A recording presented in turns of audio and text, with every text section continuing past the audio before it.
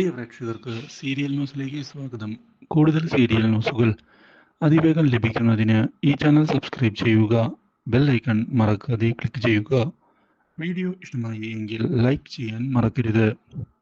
എന്തൊക്കെ സംഭവിച്ചാലും ഞാൻ ഇനി ദേവബാലയുടെ കൂടെ ജീവിക്കാൻ താല്പര്യപ്പെടുന്നില്ല എന്നുള്ള കാര്യം തുറന്നു പറഞ്ഞിരിക്കുകയാണ് പോലീസിനോട് അഭിഷേക്. എസ്.ഐയോട് ഈ വിവാഹത്തിന് എനിക്ക് താല്പര്യമില്ല. നിങ്ങളെല്ലാവരും ചേർന്ന് അടിച്ചേൽപ്പിച്ചതാണ് ഇവളെ എൻ്റെ തലയിൽ. ആ കാര്യത്തിൽ യാതൊരു സംശയവും എനിക്കില്ല.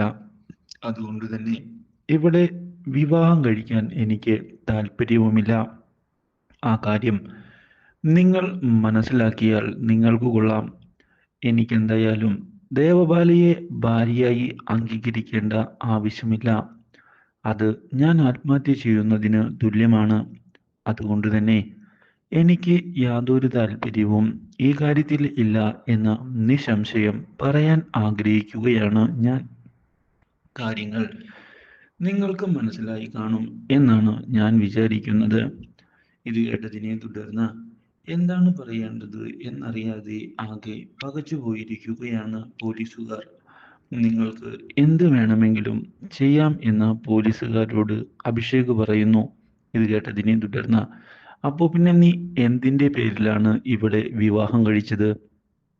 ഈ കുഞ്ഞിനെ നീ വഞ്ചിക്കുകയായിരുന്നല്ലടാ എന്ന് ചോദിച്ചതിനെ തുടർന്ന് നിങ്ങൾക്ക് എന്നെ തല്ലാം, അറസ്റ്റ് ചെയ്ത് ജയിലിൽ അടയ്ക്കാം, എല്ലാം നഷ്ടപ്പെട്ട് നിൽക്കുന്നവനാണ് ഈ ഞാൻ. അതുകൊണ്ട് തന്നെ എനിക്ക് ഈ കാര്യത്തിൽ കൂടുതൽ ഒന്നും തന്നെ പറയാനില്ല. ഞാൻ തന്നെയാണ് ഇവൾക്കെതിരെ കൊട്ടേഷൻ കൊടുത്തത്. ഇവളെ തട്ടിക്കൊണ്ടുപോകാൻ ശ്രമിച്ചതും ഞാൻ പറഞ്ഞിട്ട് തന്നെയാണ്. അതിൽ യാതൊരു സംശയവും വേണ്ട. എനിക്ക് ഇവളുടെ കൂടെ ജീവിക്കാൻ താല്പര്യമില്ല. അതുകൊണ്ട് തന്നെയാണ് ഇങ്ങനെയൊക്കെ സംഭവിച്ചത്. ഇവളുടെ കൂടെ ജീവിക്കുന്നതിലും ഭേദം മരണം തന്നെയാണ്. അത് യാതൊരു സംശയവും ഇല്ലാത്ത കാര്യം തന്നെ. ആത്മഹത്യ ചെയ്യുന്നതിന് തുല്യമാണ് ഇവളുടെ കൂടെയുള്ള എൻ്റെ ജീവിതം. എനിക്ക് അതിന് താല്പര്യമില്ല എന്ന് ഞാൻ ഇപ്പോൾ തന്നെ വ്യക്തമാക്കുകയാണ്. അതുകൊണ്ട് എനിക്ക് ഇനി മുന്നും പിന്നും നോക്കാനുമില്ല. ഇത് കേട്ടതിനെ തുടർന്ന് എന്താണ് പറയേണ്ടത് എന്നറിയാത്ത അവസ്ഥയിൽ ആയിരിക്കുകയാണ് ഇപ്പോൾ പോലീസുകാരും. മാത്രവുമല്ല, ഇനി എൻ്റെ തീരുമാനം മാറുകയില്ല എന്ന് പറയുകയും ചെയ്യുന്ന അഭിഷേക് നിങ്ങൾക്കെല്ലാം സമാധാനമായോ എന്ന് ചോദിക്കുകയും ചെയ്തിരിക്കുകയാണ്. എനിക്ക് നഷ്ടപ്പെടേണ്ട എല്ലാം തന്നെ നഷ്ടപ്പെട്ടു കഴിഞ്ഞു. അതുകൊണ്ട് തന്നെ ഇനി മുന്നും പിന്നും ഞാൻ നോക്കാൻ തയ്യാറല്ല. എൻ്റെ മുന്നിൽ ആരൊക്കെ വന്നാലും എന്തൊക്കെ ചെയ്താലും അത് നേരിടും. അതിനുള്ള ഉൾക്കരുത്തുമായി തന്നെയാണ് ഞാനിപ്പോൾ ഇവിടെ ജീവിക്കുന്നത്. എനിക്ക് ആരെയും പേടിക്കാൻ താല്പര്യമില്ല. അതിന് ഞാൻ തയ്യാറുമല്ലടാ എന്ന് പറയുകയും ചെയ്തത് ഞെട്ടിച്ചിരിക്കുകയാണ് ദേവബാലയെ. നീയപ്പോ ഞാൻ പറയുന്നത് പോലെ ജീവിക്കുകയില്ല എന്ന് ദേവബാലയ്ക്ക് മനസ്സിലാവുകയും ചെയ്തതിനെ തുടർന്ന് ദേവബാല തിരിച്ചടി കൊടുക്കണം എന്നുള്ള തീരുമാനത്തിൽ ഉറച്ചു നിൽക്കുകയാണ്.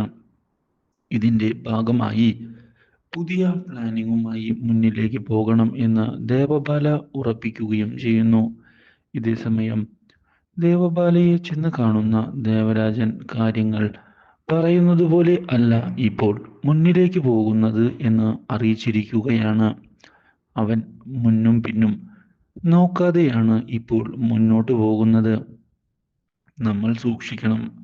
ഇത് കേൾക്കുന്ന ദേവബാല എനിക്കാരെയും പേടിയില്ല അച്ഛ എന്ന് വ്യക്തമാക്കുകയാണ്. അവനെ എൻ്റെ ഭർത്താവാക്കുക തന്നെ ഞാൻ ചെയ്യും. അതെൻ്റെ വാശി തന്നെയാണ്. അതിനു വേണ്ടി എന്തൊക്കെ ചെയ്യണമോ അതൊക്കെ ഞാൻ ചെയ്യും. അതുകൊണ്ട് തന്നെ എനിക്ക് യാതൊരു പേടിയും ഈ കാര്യത്തിൽ ഇല്ല എന്ന് വ്യക്തമാക്കിക്കൊണ്ട് മുന്നിലേക്ക് വരികയാണ് അഭിഷേക്. ഈ കാര്യം കേട്ടതിനെ തുടർന്ന് എന്താണ് ചെയ്യേണ്ടത് എന്നറിയാതെ പകച്ചു പോവുകയും ചെയ്യുന്നു ദേവരാജൻ. ഇതേ സമയം അഭിഷേകിനെ കാര്യങ്ങൾ എങ്ങനെയാണ് പറഞ്ഞു മനസ്സിലാക്കുക എന്നറിയാതെ സോഹനുമാകെ തകർന്നു പോയിരിക്കുകയാണ്.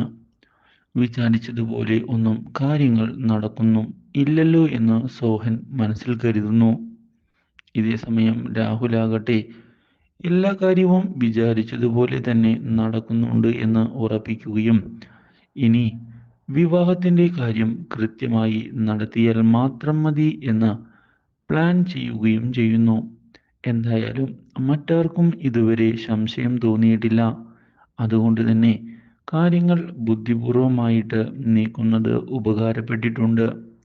ഇനി എൻ്റെ ശത്രുക്കൾ മുന്നിലേക്ക് വരുന്നതിന് മുൻപ് തന്നെ ഈ വിവാഹം നടത്തിയെടുക്കണം. ആ അഭിഷേക് എന്തെങ്കിലും വിവാഹം മുടക്കുന്നതിന് വേണ്ടി ചെയ്യും എന്നുള്ള കാര്യത്തിൽ യാതൊരു സംശയവും എനിക്കില്ല. അതുകൊണ്ട് തന്നെ അവനെ നേരിടണം. അതിന് ഏറ്റവും നന്നായി ഉപയോഗിക്കേണ്ടത് മറ്റാരെയുമല്ല, അവളുടെ അച്ഛനായ റാം മോഹനെയാണ്. അതുകൊണ്ട് തന്നെ അയാളെ മുൻനിർത്തി പ്ലാനുകൾ മുന്നിലേക്ക് കൊണ്ടുപോകാം എന്ന് ഉറപ്പിക്കുകയും ചെയ്തിരിക്കുകയാണ്. ഇതേ തുടർന്ന് വിവാഹത്തിന്റെ ദിവസം വന്നെത്തുകയും ചെയ്യുന്നു.